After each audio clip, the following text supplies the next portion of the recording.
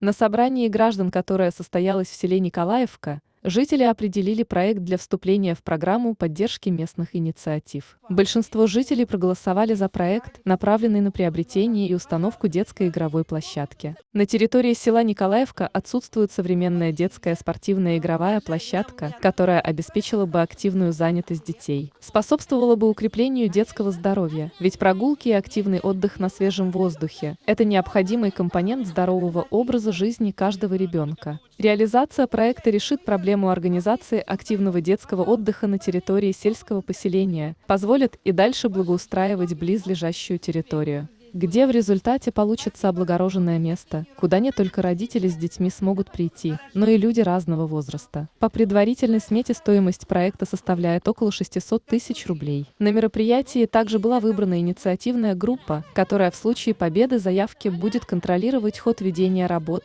заниматься сбором денежных средств среди населения в рамках софинансирования проекта.